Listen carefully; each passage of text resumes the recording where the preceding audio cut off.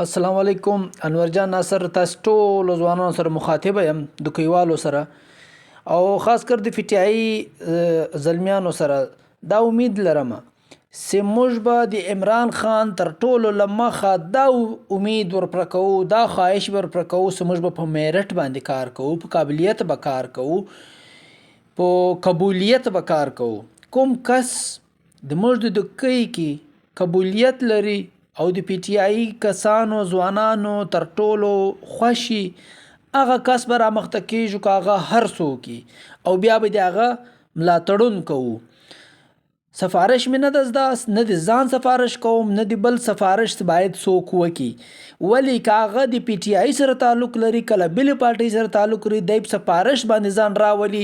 تر ټولو لمخه د له دوی سره ناانصافي وکوله، ظلم یې وکړو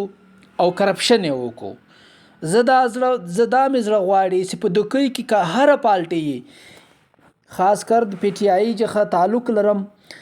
زه دا غواړم چې موږ په میرټ باندې کار وکړو او دا فیصله هم د ځوانانو تر مخه کښېږدو او ځوانانو ته دا حق ورکو چې ځوانانو تاسې فیصله وکوئ د تاسې کوم کس ضرورت ده، کوم کس هم پکار ده او کوم کس باندې اعتماد او باور لري. باید چې دا فیصله دا هم موږ د عوام ته ورکو لکه څرنګه دوی د ایم ان ای ایم پی ای د ووټ د کونو دپاره دوی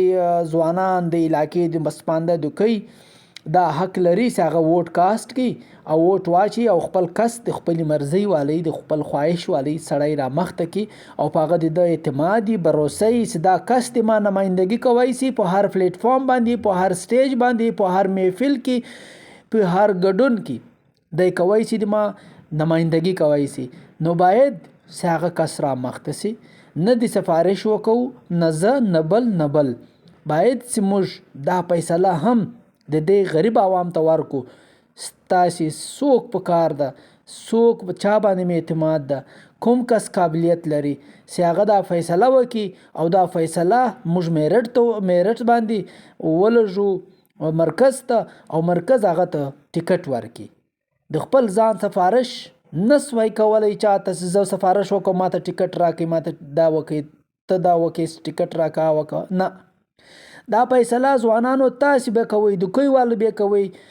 تاسې پړه لیکه ځوانان به کوئ، ینګ به کوئ چې کوم کس برابر ده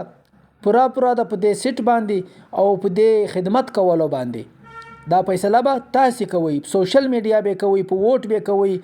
په ناره اوچت کونو باندې به کوئ، که هغه انور وي، که هغه اشرف وي، که هغه بل وي، که هغه سلیم صاحب وي، که هغه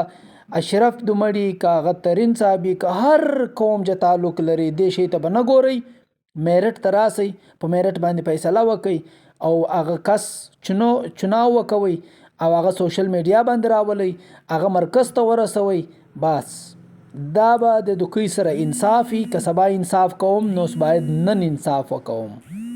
یو جهان مننه د تاسې د ټولو یو عجز ورور